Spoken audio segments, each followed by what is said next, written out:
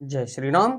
आइए चलते हैं हम आपको फिर पुनः प्रभु श्री राम के रामचरितमानस की कथा पंचम सोपान सुंदर कांड में।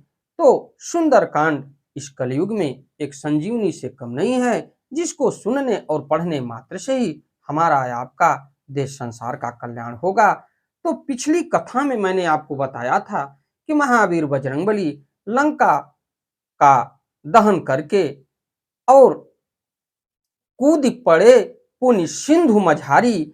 तो अपनी पूछ को बुझाने के लिए वो समुद्र में कूदे और अपनी पूछ बुझाने के बाद माता वैदेही से पुनः अशोक वाटिका में आदेश लेके प्रभु श्री राम तक सूचना पहुंचाने के लिए गए। तो अति छोटा रूप धारण करके पुनः माता वैदेही के पास गए महावीर बजरंगबली। तो कह रहे हैं कि माता, हमने जैसे आपको प्रभु श्री राम की दी गई निशानी अपने विश्वास के लिए कि मैं कोई राक्षस नहीं हूं, प्रभु श्री राम का भेजा हुआ दूत हूं, तो आपने हमारे ऊपर भरोसा कर लिया और जो हमको कार्य करना था वो कार्य हमने पूर्ण कर लिया। अब आपकी सूचना प्रभु श्री राम तक पहुंचाना है, जिससे प्रभु श्री राम जल्दी से जल्दी लंका पर चढ़ाई करें और आपको यहाँ से मुक्त कराएं। तो ऐसी कोई निशानी हमको दीजिए जिससे प्रभु को भरोसा और विश्वास हो जाए। तो माता वैदेही, माता जानकी चूड़ामणि उतार के महावीर बजरंगबली को देती हैं कि ये चूड़ामणि आप दीजिएगा तो उनको भरोसा हो जाएगा। अगर इस चूड़ामणि पर अगर उनको भरोसा नहीं होगा तो आप इंद्र के पुत्र जयंत की कथा बताइएगा, तो समझ जाएंगे कि ये कथा हमारे और लक्ष्मण और सीता के अलावा कोई अन्य नहीं जानता था। तो उनको पूर्ण रूप से विश्वास हो जाएगा। तो थोड़े से मैं ले चलता हूं आपको जयंत की कथा में कि आखिर जयंत की कथा क्या थी। तो जिस समय प्रभु श्री राम और भैया लक्ष्मण और माता सीता 14 वर्ष के वनवास के लिए जंगल में निकले और जंगल में चलते चलते इंद्र के पुत्र जो जयंत थे कौवे का रूप धारण करके माता सीता के पैरों में चोंच मार गए और चोंच मारने से उनके पैर से रक्त बहने लगा, यानी खून निकलने लगा। उसको देख के प्रभु बड़ा अचंभित हुए कि आखिर ये कैसा हो सकता है और ये कैसे हुआ। तो एक तिनके का बाण चलाए और उस तिनके का बाण अमोघ था और वो कभी खाली नहीं जाता था। और उस बाण के भय से जयंत अपने पिता के पास गए और पिता से अपने मदद की याचना की कि हे पिता, हमको बचाइए। लेकिन देखा जाए तो देवराज इंद्र ने भी अपने पुत्र की रक्षा नहीं की। उसके बाद कई अपने देवी देवताओं के पास जयंत गए, लेकिन उनसे भी उनको किसी भी प्रकार का मदद नहीं मिला। फिर नारद मुनि ने जयंत को ये आदेश दिया कि आपको अगर कोई क्षमा कर सकता है तो प्रभु श्री राम ही क्षमा कर सकते हैं। तो अंत तो गत्वा प्रभु श्री राम ने जयंत को क्षमा कर दिया, लेकिन उस अमोघ बाण से उसकी एक आंखें चली गई। तो उसके बाद देखा जाए तो कई ग्रंथों में ऐसा मिलता है कि जयंत ने देवताओं के तरफ से युद्ध भी किया था। और माता वैदेही ये कह रही हैं कि आप इस कथा को प्रभु से बताएंगे तो प्रभु को भरोसा और विश्वास हो जाएगा।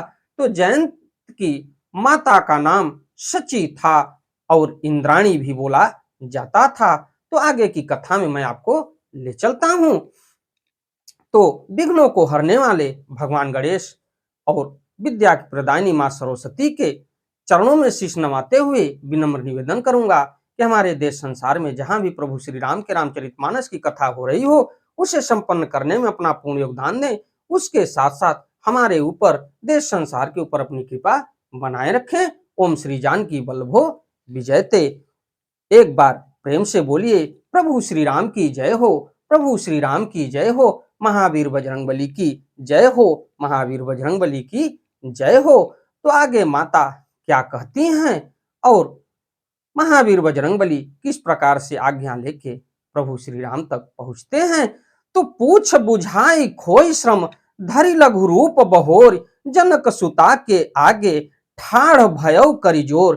पूछ बुझाकर थकावट दूर करके और फिर छोटा सा रूप धारण कर हनुमान जी श्री जानकी जी के सामने हाथ जोड़कर जा खड़े हुआ। मात खड़े हुए, मात मोहि दीजे कुछ चिन्हा, जैसे रघुनायक मोहि दीन्हा। चूड़ामणि उतारी तब दयऊ, हर्ष समेत पवन सुत लयऊ। तो महावीर बजरंगबली ने कहा, हे माता, मुझे कोई चिन्ह पहचान दीजिए, जैसे श्री रघुनाथ जी मुझे दिए थे। तब सीता जी ने चूड़ामणि उतार कर दी। हनुमान जी ने उसको हर्ष पूर्वक ले लिया। कहे तात असमोर प्रणामा, सब प्रकार प्रभु पूरन कामा। दीन दयाल बिरद संभारी, हरहु नाथ मम संकट भारी। जानकी जी ने कहा, हे तात, मेरा प्रणाम निवेदन करना और इस प्रकार कहना, हे प्रभु, यद्यप आप सब प्रकार से पूर्ण काम हैं, आपको किसी प्रकार की कामना नहीं है, तथापि दीनों दुखियों पर दया करना आपका विरध है और मैं दीन हूं। अतः उस विरध को याद करके हे नाथ, मेरे भारी संकट को दूर करिए। तात शक्र सुत कथा सुनायो, बान प्रताप प्रभु ही समुझायो। मास दिवस महु नाथ न आवा, तो पुनि मोहि जियत नहीं पावा। तो रामचरितमानस की कथा में अगर देखा जाए तो वचनबद्ध होना ही पड़ा। ये वचनबद्ध पूरी रामचरितमानस की कथा में 3 बार हुआ है। एक बार तो वचनबद्ध महाबली और वानरों के राजा सुग्रीव ने जब चतुरंगिणी सेना तैयार करके चतुर्मास बीत जाने के बाद चारों दिशाओं में माता वैदेही की खोज के लिए भेजे, तो वो भी यही बात कहे थे कि 1 मास के अंदर माता वैदेही की खोज करके लौट आना है। अगर माता वैदेही की खोज करके नहीं लौटे तो प्राणदंड देंगे, 1 मास के बाद अगर आए तब। और एक बार ये माता वैदेही भी यही कह रही हैं कि प्रभु से कहना, अगर 1 मास के भीतर लंका में नहीं आए तो मैं अपने प्राण त्याग दूंगी। और तीसरी बात देखा जाए तो प्रभु श्री राम के अनन्य भक्त और प्रभु श्री राम की प्रतीक्षा करते करते उनकी आंखें सूख जाएंगी, भरत जैसा भाई नहीं मिलेगा। भरत ने भी प्रतिज्ञा किए हैं कि अगर 14 वर्ष के बाद एक क्षण भी प्रभु को अयोध्या में आने में लेट हुआ तो मैं अपनी चिता जला के मृत्यु को प्राप्त कर लूंगा। तो ऐसी कथा रामचरितमानस में मिलती है। तो हे तात, इंद्रपुत्र जयंत की कथा घटना सुनाना और प्रभु को उनके बाण का प्रताप समझाना, स्मरण कराना। यदि महीने भर में नाथ न आए तो फिर मुझे जीते न पाएंगे। तो जयंत की कथा मैंने आपको बताया और आगे माता वैदेही क्या कह रही हैं उसको भी मैंने आपको बताया। कहु कपि केहि विधि राखो प्राणा, तुम्हु तात कहत अब जाना। तेहि देखि शीतल भई छाती, पुनि मोह कहु सोई दीन सोराती। हे हनुमान, कहो मैं किस प्रकार प्राण रखूं। हे तात, तुम भी अब जाने को कह रहे हो। तुमको देखकर छाती ठंडी हुई थी, फिर मुझे वही दिन वही रात याद आएगी। जनक सुतहि समुझाई करी, बहुविधि धीरज दीन। चरण कमल सिरुनाई कपि, गवनु राम पहि कीन। तो माता जानकी को महावीर बजरंगबली ने ढांढस बंधाया और उनको सांत्वना दिए कि माता, अगर मैं नहीं जाऊंगा तो प्रभु भी चिंतित होंगे और ये नहीं जान पाएंगे कि आखिर हनुमान कहाँ हैं। और माता वैदेही का पता चला कि नहीं चला। तो हनुमान जी ने जानकी जी को समझाकर बहुत प्रकार से धीरज दिया और उनके चरण कमलों में सिर नवाकर श्री राम जी के पास गमन किया। चलत महाधुनि गरजस भारी, गर्व सत्र ही सुनि निश्चर नारी। नाधि सिंधु एहि पारि ही आवा, शब्द किल किला कपिन सुनावा। तो चलते समय उन्होंने एक बार फिर गर्जना की और महावीर बजरंगबली की गर्जना पूरे आकाश पाताल में हलचल मचा दी और उन्होंने महाध्वनि से भारी गर्जना किए, जिसे सुनकर राक्षसों की स्त्रियों के गर्भ गिरने लगे और समुद्र लांघकर वे इस पार आए और उन्होंने वानरों को किलकिला शब्द हर्ष ध्वनि सुनाई। तो जब ये गर्जना किए तो लंका नगरी में जो भी राक्षसी गर्भवती थी उनका गर्भ गिरना शुरू हो गया, सिर्फ महावीर बजरंगबली के गर्जना से।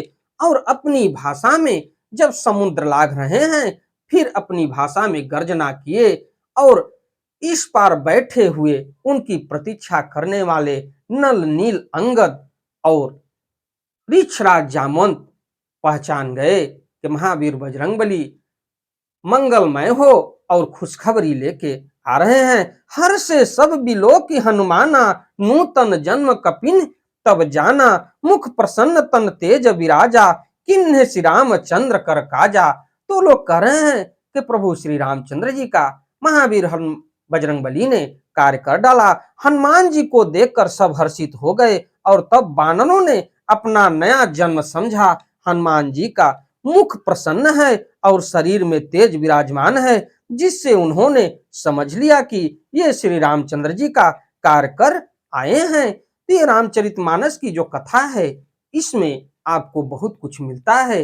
इसमें देखा जाए तो धर्म की भी बातें सुनी गई है और अधर्म की भी बातें सुनी गई है। और उस समय की बात सोचा जाए तो 14 वर्ष का वनवास प्रभु ने कैसा बिताया होगा और उनके मार्गों में कितनी कठिनाई आई होगी, लेकिन पक्षी भी उनका साथ दिए, बानर भी उनका साथ दिए और फल फूल खाने के लिए कंदमूल भी उनका साथ दिए। मिले सकल अति भय सुखारी, तलफत मीन पाव जिमिबारी, चले हरसि रघुनायक पासा, पूछत कहत नवल इतिहासा। तो उनको पहुंचने के बाद अब इन लोगों की योजना बन रही है कि हम लोग अब सब रघुनाथ के पास चला जाए। सब हनुमान जी से मिले और बहुत ही सुखी हुए, जैसे तड़पती हुई मछली को जल मिल गया हो। सब हर्षित होकर नए नए इतिहास वृत्तांत पूछते कहते हुए श्री रघुनाथ जी के पास चले गए। आगे की कथा में मैं आपको फिर ले चलूंगा। हमारी वीडियो हमारी कथा आपको अच्छी लगे तो वीडियो को लाइक करिए, शेयर करिए, चैनल को सब्सक्राइब करिए, बेल आइकन दबाना न भूलिए, जिससे हमारी कोई भी महत्वपूर्ण धार्मिक वीडियो आप तक शीघ्र पहुंचे। प्रभु श्री राम का स्मरण करते हुए और महावीर बजरंगबली के नाम का स्मरण करते हुए अगली वीडियो में अगली कथा में मैं आपसे फिर मिलता हूं। धन्यवाद।